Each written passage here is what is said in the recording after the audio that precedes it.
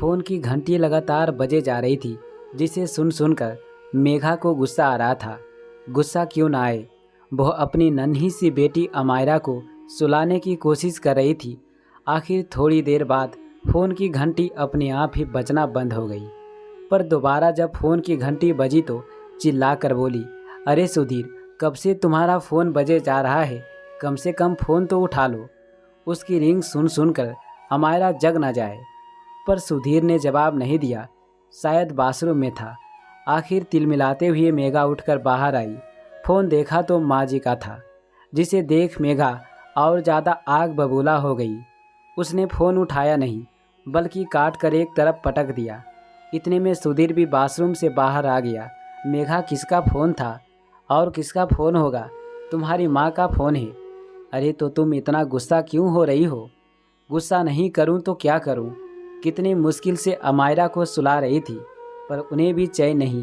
बस हर रोज़ फ़ोन लगा देती है और काम वाम कुछ होता नहीं है, बस ये पूछने के लिए कि बेटा तूने खाना खाया, जैसे तुम्हारी बीवी तुम्हें भूखा रखती है। अरे वो माँ है, उनकी भावनाओं को समझो। यहाँ पर भी एक माँ अपनी बेटी को सुलाने की कोशिश कर रही थी, जबकि मेरी बेटी सिर्फ 1 साल की है और उनका बेटा 28 साल का। अच्छा ठीक है, तुम जाओ अमायरा के पास, मैं माँ से बात करता हूँ। गुस्से में तनतनाती हुई मेघा कमरे में चली गई। पीछे से सुधीर ने माँ को फ़ोन लगाया। हेलो माँ। हाँ माँ, आपने फ़ोन किया था? वो दरअसल मैं बाथरूम में था इसलिए। बेटा तुमने खाना खाया? क्या माँ, तुम हमेशा एक ही सवाल क्यों करती हो? आपको पता है ना, मैं इस समय तक खाना खा लेता हूँ। हाँ जानती हूँ, मेघा तेरा पूरा ख्याल रखती है, बस मन की तसल्ली के लिए तो तुझसे पूछ लेती हूँ। तो हो गई तसल्ली। माँ अब तुम भी खाना खा लो। तुझे कैसे पता कि मैं खाना नहीं खाया? बस जानता हूँ माँ, तुम मेरे खाए बगैर खाना नहीं खाती। चल ठीक है, फ़ोन रखती हूँ। ठीक है माँ। सुधीर के फ़ोन रखते ही पीछे से मेघा बोली, हो गया दोनों माँ बेटे का भरत मिलाप? हाँ हो गया। ये क्या हर रोज़ का ड्रामा है? माँ की ममता है पता नहीं, मुझे तो ड्रामा ही लगता है। भला कोई 28 साल के बेटे से पूछता है कि तुमने खाना खाया कि नहीं खाया? यहाँ सगी माँ नहीं पूछती, और वो तो। मेघा बस करो, सुधीर ने थोड़ा ज़ोर से कहा तो मेघा चुप हो गई। जानती थी कि सुधीर को ये बातें बिल्कुल अच्छा नहीं लगा, इसलिए चुपचाप कमरे में चली गई। सुधीर वहीं कमरे में बैठ गया और अतीत के गलियों में घूमने लगा। 5 साल का था जब माँ का देहांत हो गया। बड़ा संयुक्त परिवार था, गांव में अच्छी खासी इज्जत और पैसा था। दादी बाबा, पिताजी, चाचा और गोमची चाची और उनकी एक बेटी मधु। कहते हैं दूसरे बच्चों को जन्म देने समय माँ की मृत्यु हुई थी। न माँ बची और न ही वो बच्ची। माँ के मरते ही सब लोग पिताजी की दूसरी शादी की बात करने लगे और माँ के देहांत के 30 दिन बाद ही पिताजी दूसरी माँ ले आए। दूसरी माँ नहीं, दूसरी पत्नी। बहुत मारती थी, बिल्कुल प्यार नहीं करती थी। छोटी छोटी सी गलती पर खाना खाने को ना देती। पर मजाल है घर में कोई उसके खिलाफ हो जाए, क्योंकि कोई खिलाफ बोल जाए तो सीधा जवाब मिलता था, तुम संभाल लो इसे। दादी बाबा भी कुछ खिलाफ ना बोलते, क्योंकि पिताजी का सिक्का घर में बोलता था।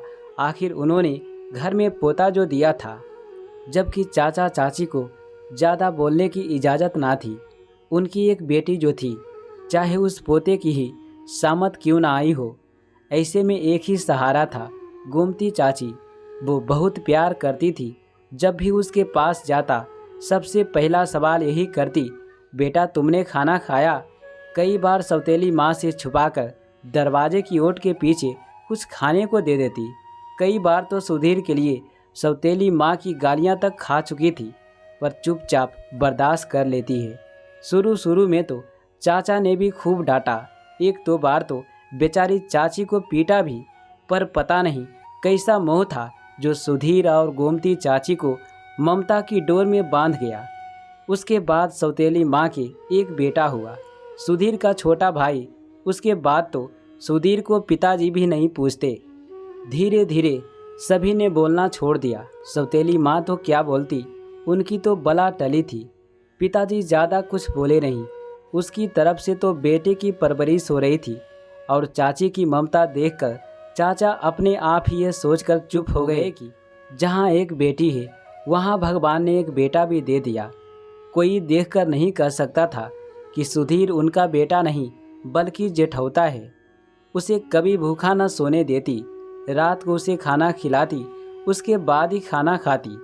उसकी पढ़ाई लिखाई से लेकर हर चीज़ का ध्यान वो खुद रखती। और यह नियम तब भी था जब आगे की पढ़ाई के लिए सुधीर शहर गया था, और आज भी है। सुधीर की शादी हो चुकी है, एक बच्ची का पिता बन चुका है, पर आज भी जब तक सुधीर के मुंह से ये ना सुन ले कि उसने खाना खाया कि नहीं, तब तक खाना खाने ना बैठती। इतने में अमायरा की रोने की आवाज़ से सुधीर की तंत्रा टूटी और वो कमरे में गया। लाओ मुझे दो, मैं चुप कराता हूँ, तुम रेस्ट कर लो। सॉरी सुधीर, मुझे इस तरह नहीं बोलना चाहिए था। कोई बात नहीं मेघा, तुम तो कुछ भी नहीं कहती। बेचारी मेरी माँ ने तो लोगों की मार तक बर्दाश्त की है। सच कहा, माँ माँ होती है और माँ बनने के लिए जन्म देना तो ज़रूरी नहीं, पर ममता का होना ज़रूरी है। तो दोस्तों, अगर कहानी से आपको कुछ सीखने को मिला हो तो प्लीज़ इसे ज़्यादा से ज़्यादा शेयर करें और कमेंट करके बताएं कि आपको ये कैसा लगा।